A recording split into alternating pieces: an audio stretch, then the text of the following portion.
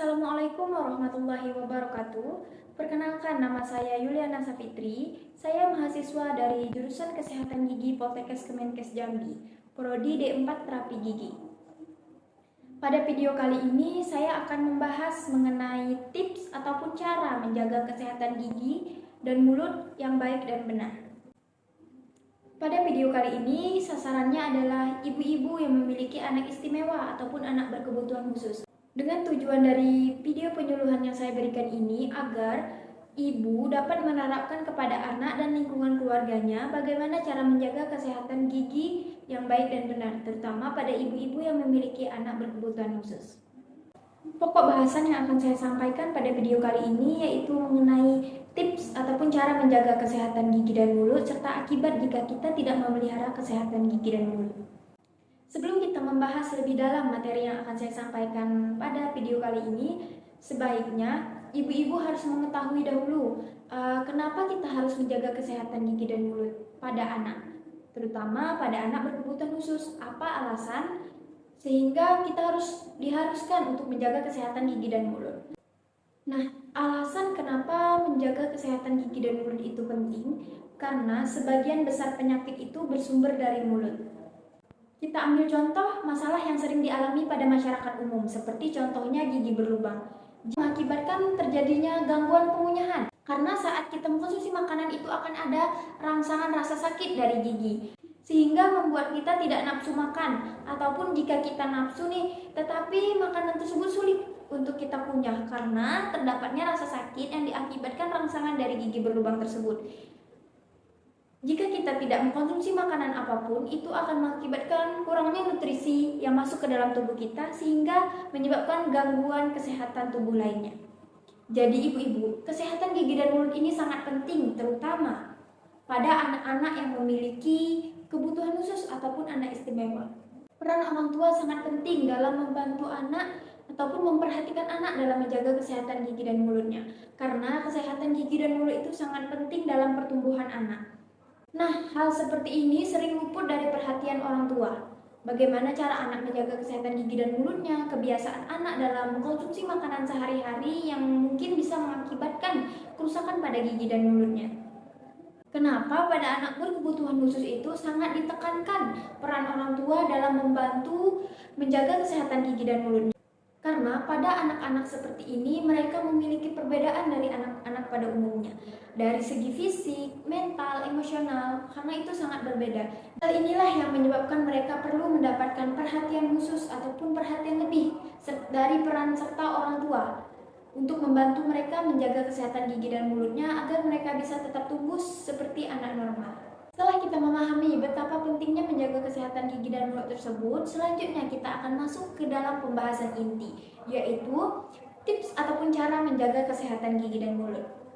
Baiklah ibu-ibu, sekarang saya akan menyampaikan apa saja sih tips yang baik dan benar dalam menjaga kesehatan gigi dan mulut, terutama pada ibu yang memiliki anak istimewa ataupun anak berkebutuhan khusus. Baiklah ibu-ibu, di sini saya akan membahas mengenai tips ataupun cara menjaga kesehatan gigi dan mulut. Yang pertama yaitu dimulai dari hal kecil. Mungkin sebagian besar orang-orang sudah mengetahui cara menjaga kesehatan gigi yang paling sederhana yaitu dengan menyikat gigi. Tetapi apakah mereka tahu waktu yang tepat dan waktu yang benar dalam menyikat gigi itu kapan saja? Nah, di sini saya akan membahas hal tersebut. Waktu yang tepat dalam menyikat gigi yaitu pada saat pagi setelah sarapan dan malam sebelum tidur. Kenapa pada saat pagi setelah sarapan? Karena setelah kita sarapan, kita mengkonsumsi makanan, entah itu seperti makanan manis ataupun lengket. Nah, itu akan menyebabkan makanan tersebut menumpuk pada rongga mulut kita dalam waktu yang lama. Jika tidak dibersihkan, itu akan membuat kuman berkembang biak, sehingga menyebabkan berbagai macam penyakit pada rongga mulut. Kemudian ada pertanyaan nih, kenapa sebelum tidur harus sikat gigi? Nah, sebelum tidur harus sikat gigi karena pada saat kita tidur, tingkat keasaman pada rongga mulut kita yang disebabkan oleh air liur ataupun saliva itu akan meningkat. Setelah kita makan atau minum makanan yang manis ataupun lengket, kita tidak menyikat gigi nih sebelum kita tidur. Nah, karena tingkat keasaman yang tinggi pada rongga mulut saat kita tidur, kuman berkembang biak 2 kali lipat lebih cepat.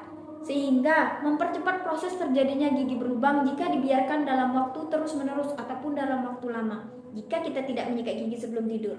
Jadi ibu-ibu, betapa pentingnya menyikat gigi sebelum tidur karena kuman akan berkembang biak lebih cepat.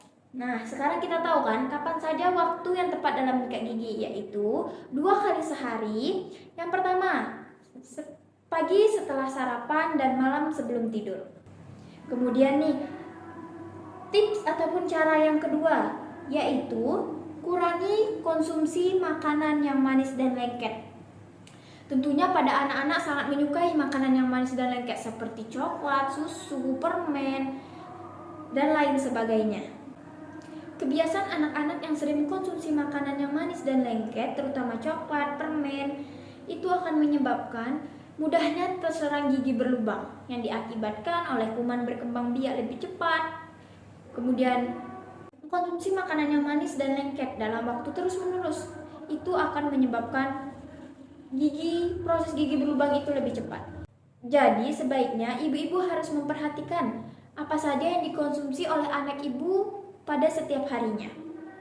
Jika pada anak tersebut sering mengkonsumsi makanan yang manis dan lengket, maka ibu-ibu harus memperhatikannya dan meminta anak tersebut untuk mengurangi konsumsi makanan yang manis dan lengket agar kesehatan gigi dan mulutnya tetap terjaga. Langkah selanjutnya yaitu gunakan pasta gigi yang mengandung fluoride dan penggunaan sikat gigi yang benar. Yang dimaksud dengan pasta gigi yang mengandung fluoride itu adalah pasta gigi yang mengandung mineral yang mampu mengurangi tingkat keasaman dalam rongga mulut sehingga memperlambat ataupun mengurangi proses terjadinya karies. Yang dimaksud dengan karies adalah gigi berlubang. Caranya, pada saat ibu-ibu membeli pasta gigi yang akan digunakan untuk menyikat gigi, pastikan adanya kandungan fluor pada pasta gigi tersebut yang membantu mengurangi terjadinya proses gigi berlubang. Kemudian, pemilihan sikat gigi yang tepat. Pemilihan sikat gigi yang tepat yaitu sikat gigi yang memiliki tangkai yang lurus dan memiliki bulu sikat yang halus. Selanjutnya yaitu pemilihan makanan yang tepat ataupun pemilihan makanan yang baik dan sehat bagi kesehatan gigi dan mulut. Seperti memperbanyak konsumsi makanan yang berserat dan berair. Contohnya seperti memperbanyak makan buah dan sayur. Karena buah dan sayur itu sangat baik bagi kesehatan tubuh kita, terutama kesehatan gigi dan mulut.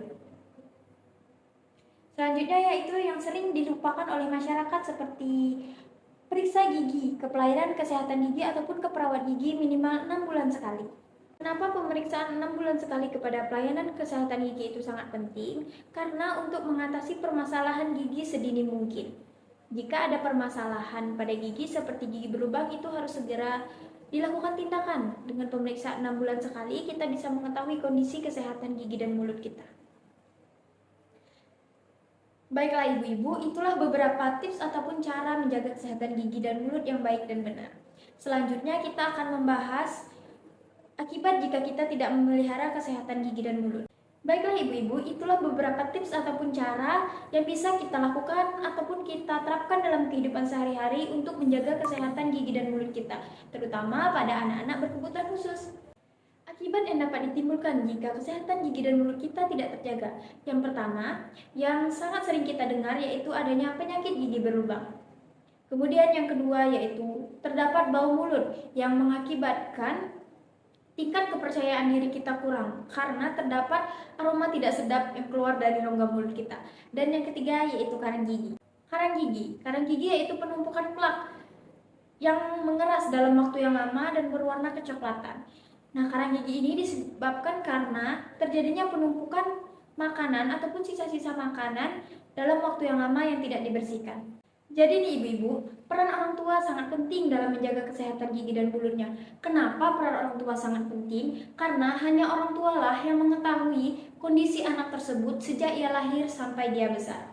Jadi semakin aktif peranan orang tua dalam membimbing anaknya dalam melakukan hal-hal yang baik, contohnya seperti menyikat gigi, maka akan sangat mengurangi dampak buruk yang akan terjadi pada gigi anak tersebut seperti gigi berlubang. Jadi ibu-ibu, tadi kan saya ada membahas sebaiknya kita kontrol kesehatan gigi kita minimal 6 bulan sekali kepada pelayanan kesehatan gigi.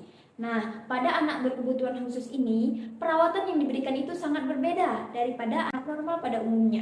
Jadi, sebelum ibu-ibu melakukan ataupun membawa anak ibu untuk melakukan pemeriksaan kesehatan gigi dan mengunjungi klinik kesehatan gigi, sebaiknya ibu-ibu terlebih dahulu berkonsultasi kepada pelayanan kesehatan gigi di sana dengan tujuan agar pelayanan kesehatan gigi di sana dapat menemukan cara ataupun memikirkan cara berinteraksi yang baik ataupun cara berinteraksi yang tepat kepada anak berkebutuhan khusus tersebut.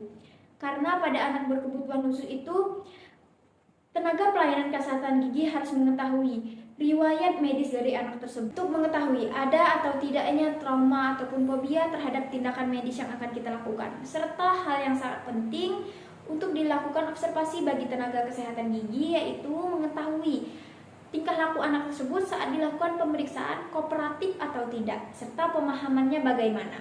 Jadi ibu-ibu, sebaiknya sebelum ibu-ibu membawa anaknya ke pelayanan kesehatan gigi, sebaiknya ibu-ibu berkonsultasi terlebih dahulu kepada tenaga kesehatan gigi yang akan ibu kunjungi. Jadi kesimpulan yang bisa kita ambil dari penyuluhan yang telah saya lakukan yaitu bagaimana cara menjaga kesehatan gigi dan mulut yang baik dan benar, serta betapa pentingnya peran orang tua dalam mendidik ataupun membiasakan perilaku yang baik pada anak, terutama dalam menjaga kesehatan gigi dan mulutnya. Karena sumber masalah pada tubuh kita ataupun sumber penyakit pada tubuh kita itu bersumber dari mulut. Jadi, tetaplah menjaga kesehatan gigi dan mulut agar tetap tersenyum indah.